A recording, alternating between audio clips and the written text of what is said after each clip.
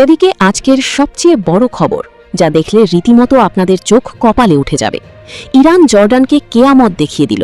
ভয়ে এখন মার্কিন ঘাঁটি সরাতে বলছে জর্ডান। এ নিয়ে থাকবে আজকের একটি গুরুত্বপূর্ণ প্রতিবেদন।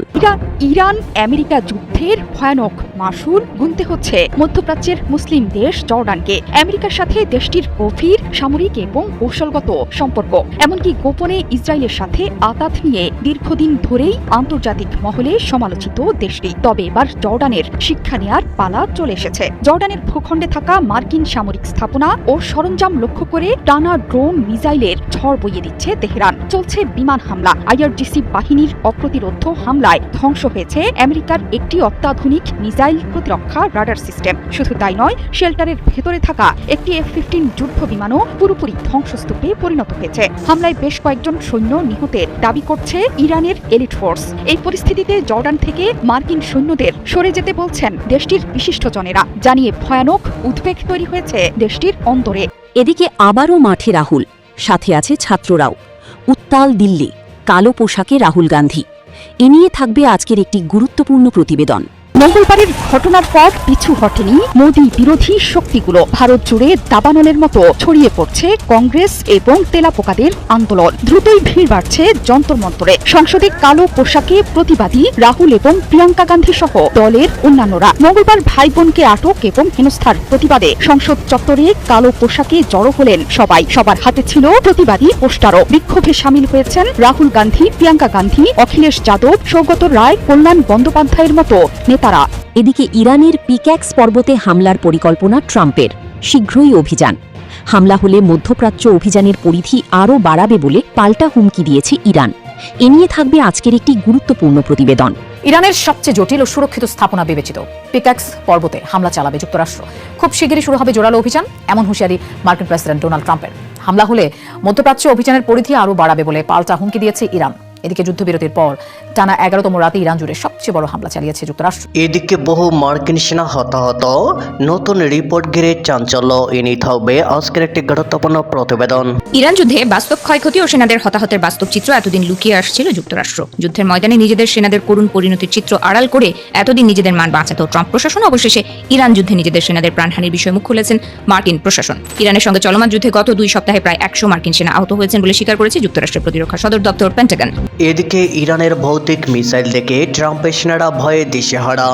একে বেঁকে আসছে মিসাইল, হতভাগ আমেরিকা। এনে থাকবে আজকের একটি গুরুত্বপূর্ণ প্রতিবেদন। রীতিমতো জাদু দেখাচ্ছে ইরান, আর তার মাত্রা এতটাই যে হতবাক খোদ মার্কিন সেনারাই। বছরের পর বছর ধরে নিজেদেরকে পৃথিবীর সবচেয়ে শক্তিশালী সামরিক বাহিনী হিসেবে দাবি করে আসছে আমেরিকা। বলছে তাদের কাছে আছে হাজার হাজার কোটি ডলারের আকাশ প্রতিরক্ষা ব্যবস্থা, অত্যাধুনিক রাডার আর বিশ্বের সবচেয়ে উন্নত সামরিক প্রযুক্তি। অথচ সেই মার্কিন সেনাদের মুখেই এখন বিস্ময়ের সুর। স্বীকারোক্তি দিচ্ছে শেষ পর্যন্ত ইরানের ক্ষেপণাস্ত্র কোথায় আঘাত হানবে সেটি বুঝতেই পারছেন না তারা। যুদ্ধক্ষেত্র থেকে উঠে আসা এমন দাবি এখন বিশ্বজুড়ে জন্ম দিয়েছে তুমুল আলোচনার। তাহলে কি আধুনিক যুদ্ধের সমীকরণ বদলে দিচ্ছে ইরান? এদিকে ইরানের এক আঘাতেই তছনছ হবে যুক্তরাষ্ট্রের স্বপ্ন। ইরানের মাটিতে পা রাখলেই মুহূর্তেই ধ্বংস হবে যুক্তরাষ্ট্রের সামরিক বাহিনী। এনে থাকবে আজকের একটি গুরুত্বপূর্ণ প্রতিবেদন। ইরানের মাটিতে পা রাখলেই কি মুহূর্তেই ধ্বংস হবে যুক্তরাষ্ট্রের সামরিক বাহিনী? তবে কি ইরানের বিরুদ্ধে স্থল অভিযান শুরু করতে যাচ্ছে মার্কিন কেন্দ্রীয় কমান্ড? কারণ ইরানের তেল সমৃদ্ধ অঞ্চল খার্ক দ্বীপের দখল এবং দেশটির অন্যতম ভূগর্ভস্থ পারমাণবিক কেন্দ্র পিক্যাক্সে হামলা চালানোর হুমকি দিয়েছেন মার্কিন প্রেসিডেন্ট ডোনাল্ড ট্রাম্প। তবে যুক্তরাষ্ট্রকে হুঁশিয়ার করে ইরানের সেনাবাহিনীর মুখপাত্র ব্রিগেডিয়ার জেনারেল মোহাম্মদ আকামিনিয়া জানিয়ে দিয়েছেন, শত্রুপক্ষের অনুপ্রবেশ ঠেকানোর জন্য প্রতিরক্ষা সংক্রান্ত ব্যাপক পরিকল্পনা তৈরি করেছে তেহরান। প্রশ্ন হলো, ইরানের বিরুদ্ধে মুখোমুখি লড়তে কি ধরনের সমর প্রস্তুতি নিয়েছে যুক্তরাষ্ট্র?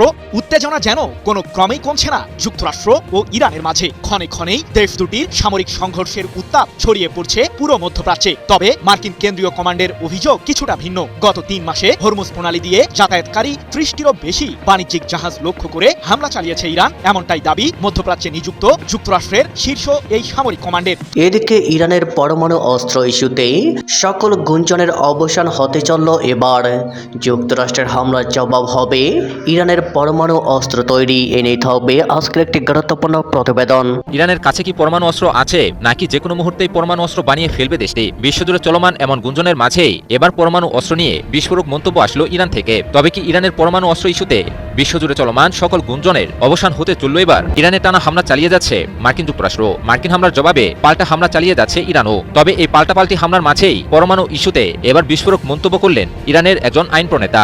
ইরানে অব্যাহত মার্কিন হামলার জবাবে ইরানের উচিত পরমাণু অস্ত্র বানিয়ে ফেলা, এমনই চাঞ্চল্যকর মন্তব্য করলেন এই ইরানি আইন প্রণেতা। তবে কি ইরানের টানা মার্কিন হামলার জবাবে এবার পরমাণু অস্ত্র বানিয়েই যথাযথ জবাব দিতে চলল ইরান? এদিকে ইরান সংঘাতের মধ্যে সৌদি যুক্তরাষ্ট্রের পরমাণু চুক্তি সই এনে থাকবে আজকের একটি গুরুত্বপূর্ণ প্রতিবেদন।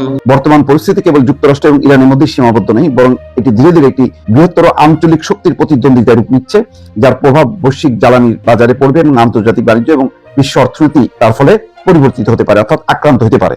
আন্তর্জাতিক অঙ্গনে এখন নতুন করে একটি উত্তেজনা শুরু হয়েছে সৌদি আরবকে ঘিরে। হঠাৎ করেই আমেরিকা যথেষ্ট ঘনিষ্ঠ হয়েছে সৌদি আরবের, এবং সৌদি আরবে প্রায় 200 কোটি ডলারের আকাশ প্রতিরক্ষা ব্যবস্থা সহ উন্নত অস্ত্র বিক্রির অনুমোদন দিয়েছেন ট্রাম্প, এবং রিয়াদের বেসামরিক পারমাণবিক কর্মসূচিতে যুক্তরাষ্ট্র সহযোগিতা করতে প্রস্তুত হয়েছে। ভারতের ইতিহাস কি আজ নতুন করে লেখা হতে চলেছে? দিল্লিতে শুরু হওয়া বিক্ষোভ এখন ছড়িয়ে পড়েছে দেশের অন্তত 7টি রাজ্যে। প্রশ্ন ফাঁসের প্রতিবাদে ছাত্র জনতার উত্তাল মহাসমুদ্রে থরথর করে কাঁপছে মোদী সরকার। কিন্তু প্রশ্ন হলো, এই বিশাল জনস্রোত কি সামাল দিতে পারবে দিল্লি, নাকি পতন হতে যাচ্ছে শীর্ষ মন্ত্রীদের? চাঞ্চল্যকর ঘটনা, পুরোটা জানতে শেষ পর্যন্ত সঙ্গেই থাকুন। মেডিকেল ভর্তি পরীক্ষার প্রশ্ন ফাঁসকে কেন্দ্র করে ভারতের রাজধানী নয়াদিল্লির যন্তর মন্তরে আন্দোলন আরো জোরদার হয়েছে। ককরোচ জনতা পার্টি সিজেপির ব্যানারে আয়োজিত এই বিক্ষোভে শিক্ষামন্ত্রী ধর্মেন্দ্র প্রধানের পদত্যাগের পাশাপাশি প্রধানমন্ত্রী নরেন্দ্র মোদীর ক্ষমা প্রার্থনার দাবি জানানো হচ্ছে। শিক্ষামন্ত্রী পদত্যাগ না করায় অসন্তোষ দিন দিন বেড়েই চলেছে। পরিস্থিতি নিয়ন্ত্রণে আজ বৃহস্পতিবার 23শে জুলাই সকালে প্রধানমন্ত্রী নরেন্দ্র মোদী বিশেষ ঘোষণা দিয়েছেন। সামাজিক যোগাযোগ মাধ্যম ফেসবুকে তিনি জানান, প্রশ্ন ফাঁসে জড়িতদের রেহাই দেওয়া হবে না এবং তাদের দ্রুত ও কঠোর শাস্তি নিশ্চিত করতে ফাস্ট ট্র্যাক, যেটাকে বলা হয় দ্রুত বিচার আদালত, গঠন করা হবে। মধ্যপ্রাচ্যের পরিস্থিতি প্রতি মুহূর্তে বদলে যাচ্ছে। ওপাশে ইরানের সামরিক বাহিনীর মুখপাত্র ব্রিগেডিয়ার জেনারেল শেকারচি তিনি বলেছেন, মধ্যপ্রাচ্যে গত 50 বছর ধরে আমেরিকা যে শক্তি সঞ্চয় করেছিল, যে শক্তি গড়ে তুলেছিল, ইরান তা ধ্বংস করে দিয়েছে। এদিকে খুবই গুরুত্বপূর্ণ খবর হচ্ছে, জর্দানের কিং ফয়সাল বিমান ঘাঁটিতে আমেরিকার F-15 জঙ্গি বিমানের হ্যাঙ্গারে হামলার পর পুরো বিমান ঘাঁটি খালি করেছে। এপাশে মুওয়াফাক আল সালতি বিমান ঘাঁটি কিন্তু প্রায় অচল, অকার্যকর হয়ে গেছে। সেখানে এই বিমান ঘাঁটি ব্যবহারের মতো আর উপযুক্ত নেই প্রায়। এদিকে ইসরায়েলের বেন গুরিয়ন বিমানবন্দরে আমেরিকা রিফুয়েলিং ট্যাঙ্কার দিয়ে ভরে ফেলেছে। আর যদি একটি রিফুয়েলিং ট্যাঙ্কার বিমান আনা হয়, তাহলে ইসরায়েলের পক্ষে সেখানে প্রতিদিনকার যে নিয়মিত ফ্লাইট সেগুলো পরিচালনা করা সম্ভব হবে না। প্রশ্ন হচ্ছে, আমেরিকা কেন ইসরায়েলে এত বেশি রিফুয়েলিং ট্যাঙ্কার জড়ো করছে? ইরান আমেরিকা যুদ্ধের ভয়ানক মাসুল গুনতে হচ্ছে মধ্যপ্রাচ্যের মুসলিম দেশ জর্ডানকে। আমেরিকার সাথে দেশটির গভীর সামরিক এবং কৌশলগত সম্পর্ক, এমনকি গোপনে ইসরায়েলের সাথে আতাত নিয়ে দীর্ঘদিন ধরেই আন্তর্জাতিক মহলে সমালোচিত দেশটি। তবে এবার জর্ডানের শিক্ষা নেয়ার পালা চলে এসেছে। জর্ডানের ভূখণ্ডে থাকা মার্কিন সামরিক স্থাপনা ও সরঞ্জাম লক্ষ্য করে টানা ড্রোন মিসাইলের ঝড় বইয়ে দিচ্ছে তেহরান। চলছে বিমান হামলা। আইআরজিসি বাহিনীর অপ্রতিরোধ হামলায় ধ্বংস হয়েছে আমেরিকার একটি অত্যাধুনিক মিসাইল প্রতিরক্ষা রাডার সিস্টেম। শুধু তাই নয়, শেল্টারের ভেতরে থাকা একটি F-15 যুদ্ধ বিমানও পুরোপুরি ধ্বংসস্তূপে পরিণত হয়েছে। হামলায় বেশ কয়েকজন সৈন্য নিহতের দাবি করছে ইরানের এলিট ফোর্স।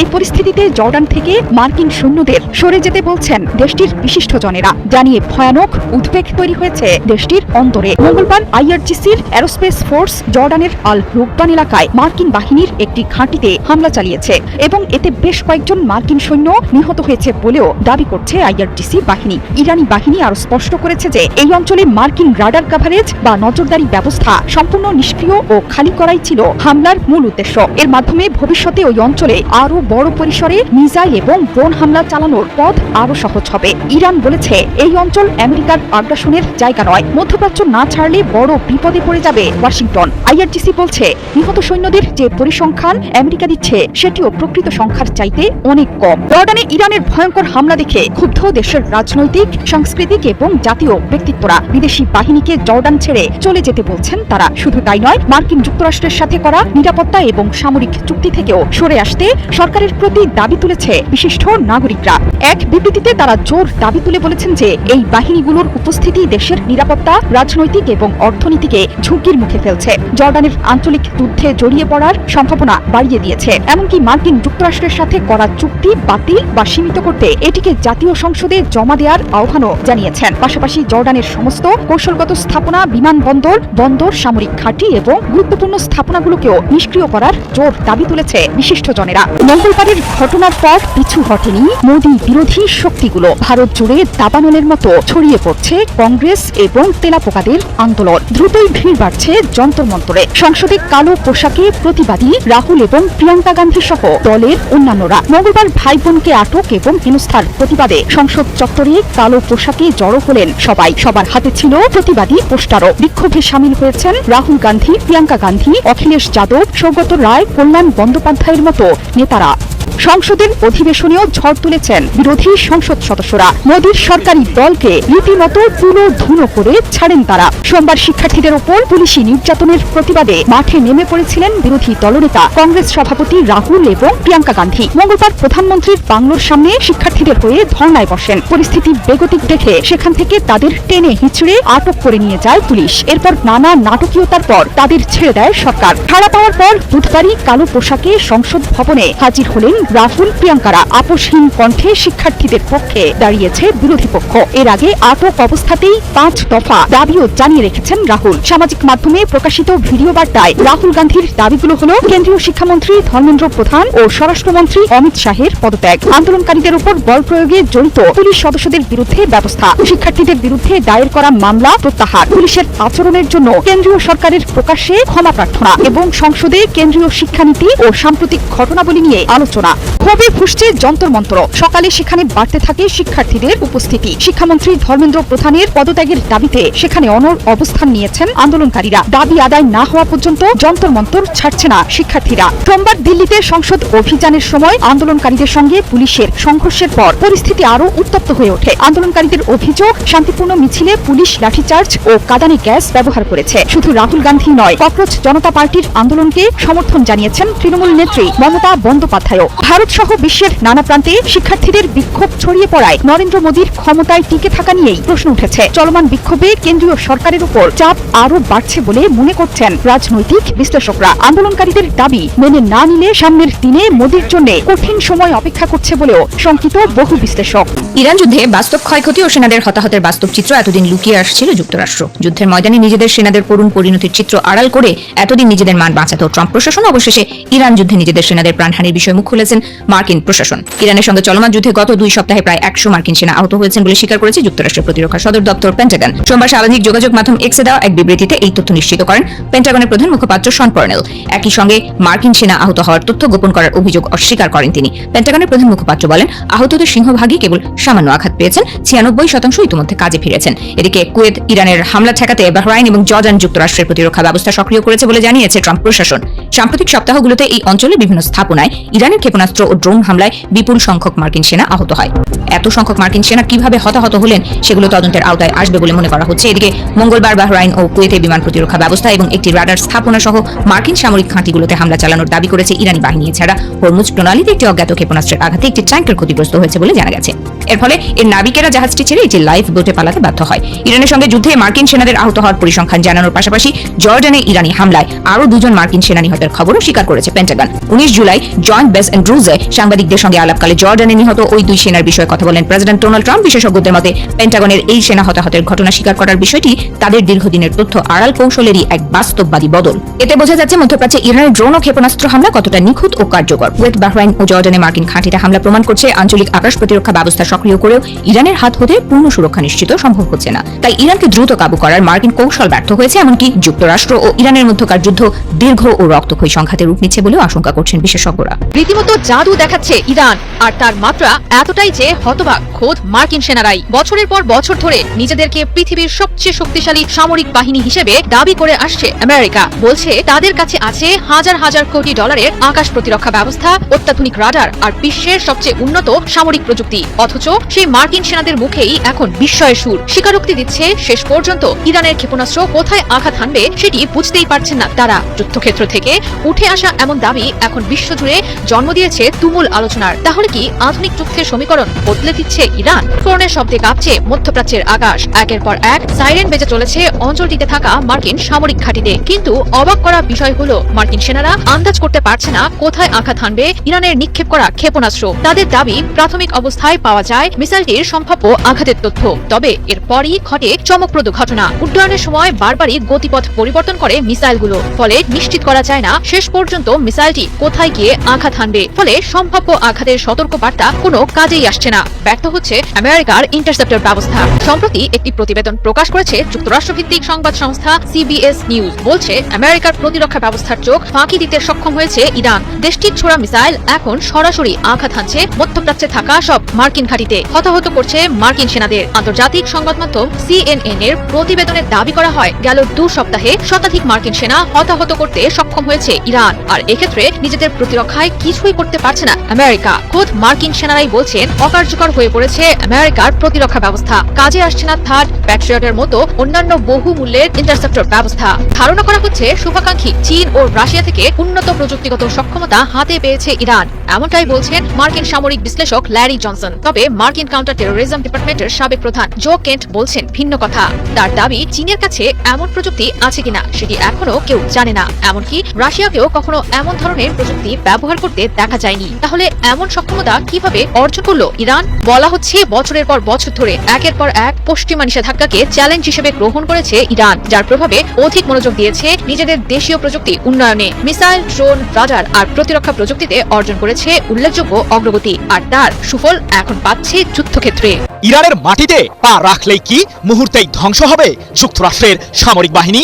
তবে কি ইরানের বিরুদ্ধে স্থল অভিযান শুরু করতে যাচ্ছে মার্কিন কেন্দ্রীয় কমান্ড? কারণ ইরানের তেল সমৃদ্ধ অঞ্চল খার্ক দ্বীপের দখল এবং দেশটির অন্যতম ভূগর্ভস্থ পারমাণবিক কেন্দ্র পিক্যাক্সে হামলা চালানোর হুমকি দিয়েছেন মার্কিন প্রেসিডেন্ট ডোনাল্ড ট্রাম্প। তবে যুক্তরাষ্ট্রকে হুঁশিয়ার করে ইরানের সেনাবাহিনীর মুখপাত্র ব্রিগেডিয়ার জেনারেল মোহাম্মদ আকরামিনিয়া জানিয়ে দিয়েছেন শত্রুপক্ষের অনুপ্রবেশ ঠেকানোর জন্য প্রতিরক্ষা সংক্রান্ত ব্যাপক পরিকল্পনা তৈরি করেছে তেহরান। প্রশ্ন হলো ইরানের বিরুদ্ধে মুখোমুখি লড়তে কি ধরনের সমর প্রস্তুতি নিয়েছে যুক্তরাষ্ট্র?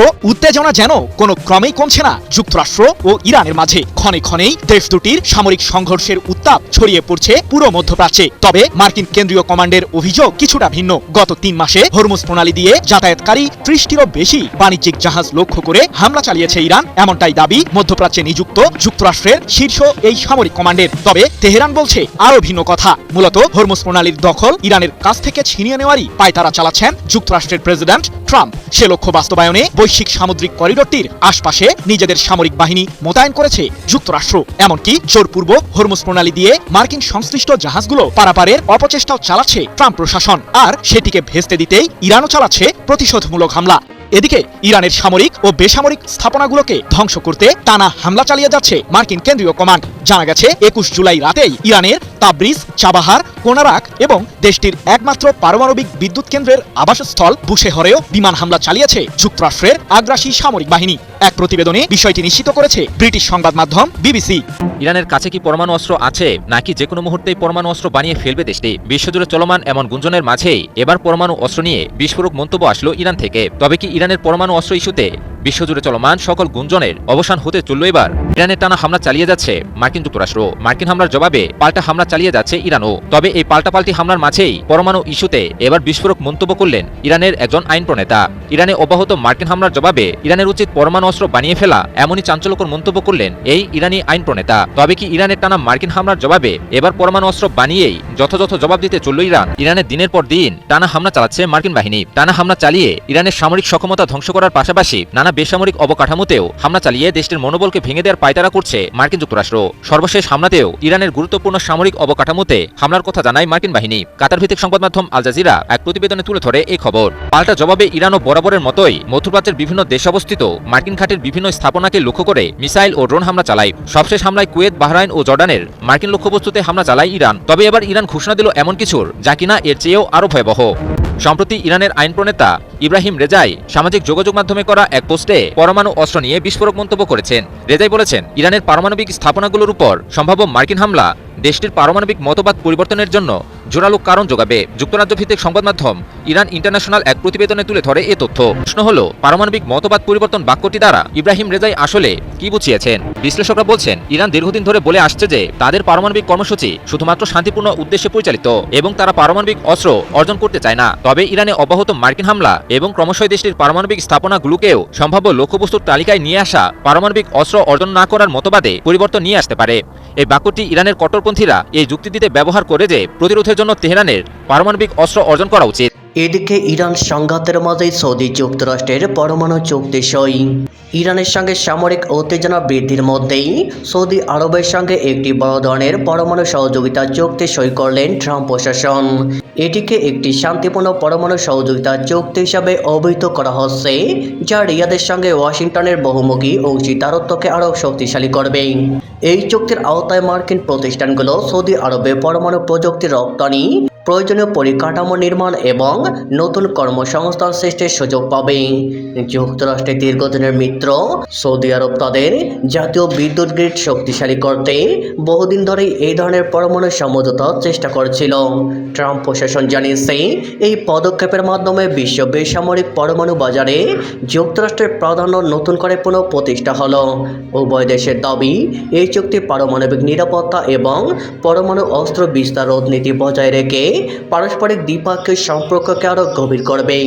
ইরানের সামরিক অভিযান জোরদার করার এই উত্তপ্ত সময়ে যুক্তরাষ্ট্রের এই সিদ্ধান্তকে বেশ তাৎপর্যপূর্ণ মনে করছে বিশেষজ্ঞরা। ওয়াশিংটনের দাবি, মধ্যপ্রাচ্যে বিশেষ করে ইরানের সম্ভাব্য কোনো পরমাণু অস্ত্র কর্মসূচি ঠেকানোর অংশ হিসাবেই এই পদক্ষেপ নেওয়া হয়েছে।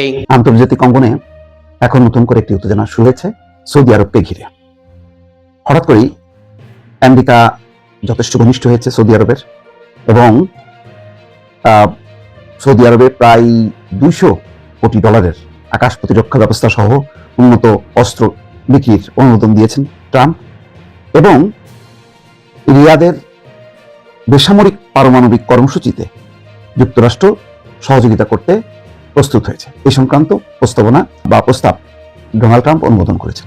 ধারণা করা হচ্ছে যে ইরানকে সাইজ করার জন্য যুক্তরাষ্ট্র এখন সৌদি আরবের উপর ভর করছে এবং সৌদি আরবকে ঘিরে তাদের পরিকল্পনা সাজাচ্ছে, যাতে ইসরায়েল ইরান নিয়ে আক্রমণ করলে মধ্যপ্রাচ্যের অন্যান্য দেশগুলো রিয়াক্ট করে এবং সেই সাপোর্টটা পায় না।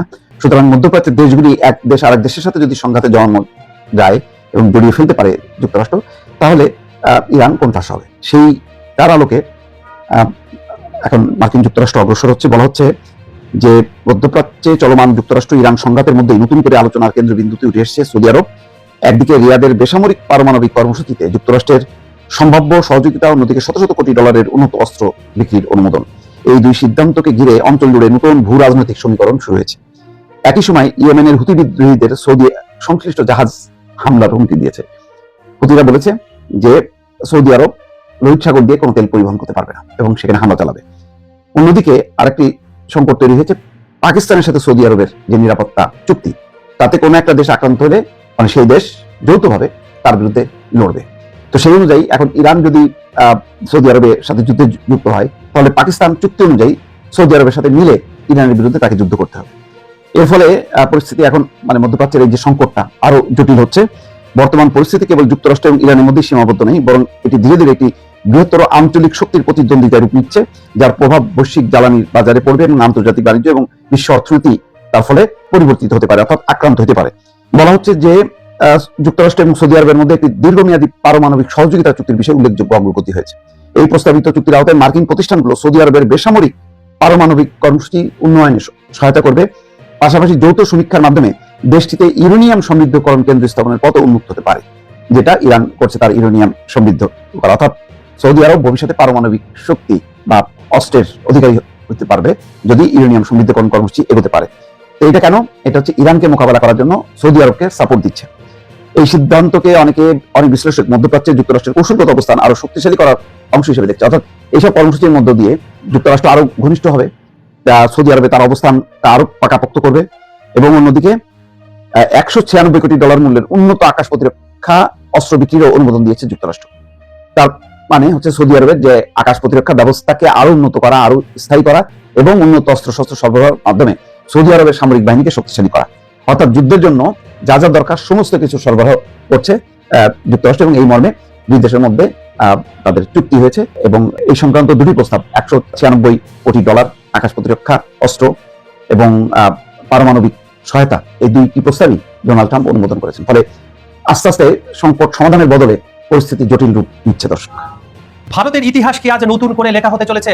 দিল্লিতে শুরু হওয়া বিক্ষোভ এখন ছড়িয়ে পড়েছে দেশের অন্তত 7টি রাজ্যে। প্রশ্ন ফাঁসের প্রতিবাদে ছাত্র জনতার উত্তাল মহাসমুদ্রে থরথর করে কাঁপছে মোদী সরকার।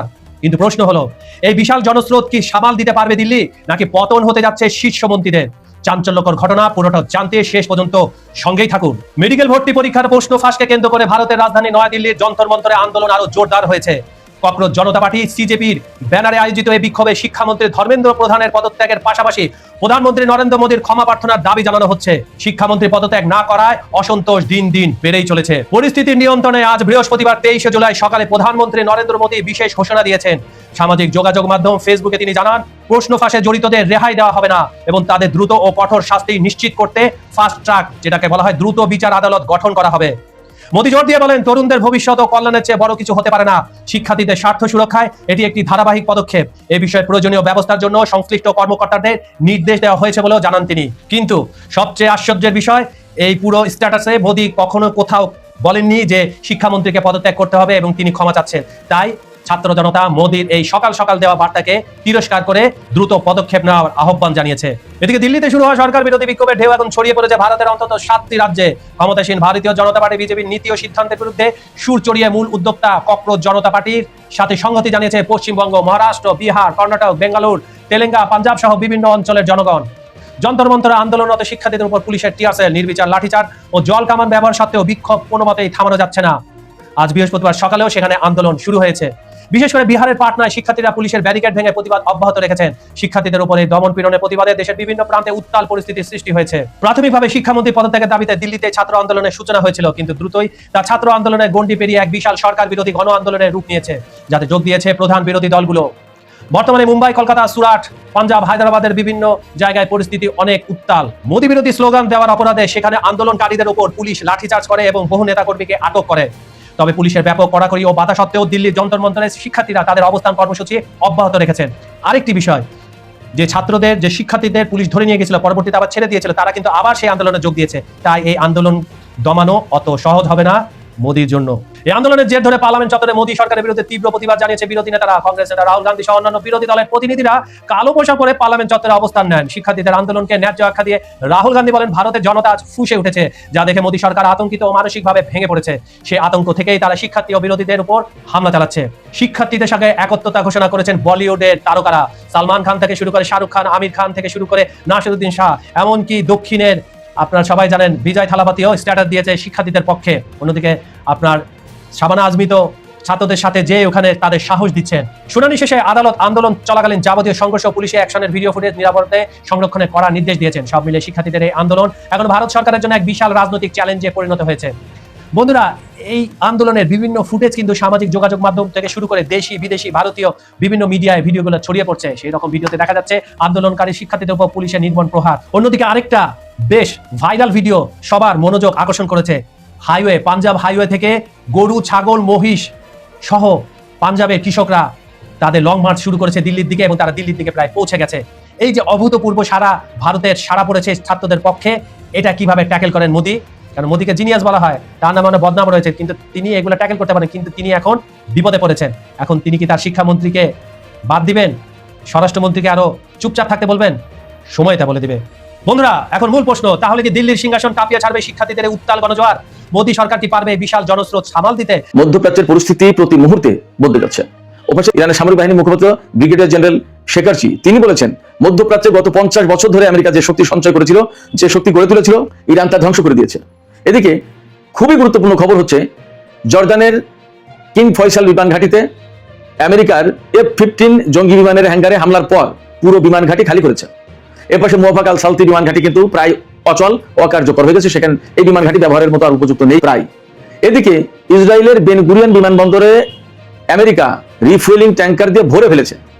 আর যদি একটি রিফুয়েলিং ট্যাঙ্কার বিমান আনা হয় তাহলে ইসরায়েলের পক্ষে সেখানে প্রতিদিনকার যে নিয়মিত ফ্লাইট সেগুলো পরিচালনা করা সম্ভব হবে না। প্রশ্ন হচ্ছে আমেরিকা কেন ইসরায়েলে এত বেশি রিফুয়েলিং ট্যাঙ্কার জড়ো করছেন?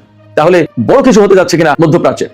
যদি এই বড় কিছু হয় তাহলে ইরান কি করবে? ইরানের প্রস্তুতি কেমন? ইরান বলছে মার্কিন যে কোনো আগ্রাসন মোকাবেলার জন্য তারা সম্পূর্ণভাবে প্রস্তুত এবং কোনো রকমের ছাড় দেবে না ইরানের পক্ষ থেকে। এপাশে মার্কিন পররাষ্ট্রমন্ত্রী মার্কো রুবিও তিনি অনেকটা এক হাতে লাঠি আর এক হাতে কলা দেখিয়েছেন। তিনি বলেছেন আমরা কূটনৈতিক উপায়ে সমস্যার সমাধান করতে সবচেয়ে বেশি পছন্দ করি, তবে হামলা অব্যাহত থাকবে। হামলাও চালাবে, আবার ইরানের সাথে কূটনৈতিক আলাপও চালাতে চাই। ঘটনা যখন এমন তখন ঘটেছে আর এক বিপজ্জনক ঘটনা। পাকিস্তান ইয়েমেনের হুতি সমর্থিত সরকারকে হুঁশিয়ারি উচ্চারণ করে বলেছে ইয়েমেনের হুতি সমর্থিত সরকার বা তাদের সামরিক বাহিনী যদি সৌদি আরবের সাথে বাণিজ্য করা কোনো জাহাজের উপর হামলা চালায় তাহলে পাল্টা ব্যবস্থা নেবে পাকিস্তান। তাহলে কি পাকিস্তান সত্যি সত্যি মধ্যপ্রাচ্যের এই সংকটে জড়িয়ে যাচ্ছে? পরিস্থিতি তখন কি হবে? ইরানের সাথে পাকিস্তানের সম্পর্ক তাহলে কোথায় গিয়ে দাঁড়াবে? মধ্যপ্রাচ্যের নতুন সমীকরণ কি হবে? এবং এই যে মধ্যপ্রাচ্যকে কেন্দ্র করে যে পরিস্থিতির সৃষ্টি হতে যাচ্ছিল সেগুলো কি হবে? সুপ্রিয় দর্শক, এই বিষয়গুলো নিয়ে আমি বিস্তারিত আলোচনা করবো আপনাদের সাথে। আশা করি শেষ পর্যন্ত সঙ্গে থাকবেন। আর এই সমস্ত বিষয়ে খুবই গুরুত্বপূর্ণ বিশ্লেষণ থাকবে, আশা করি আপনাদের ভালো লাগবে।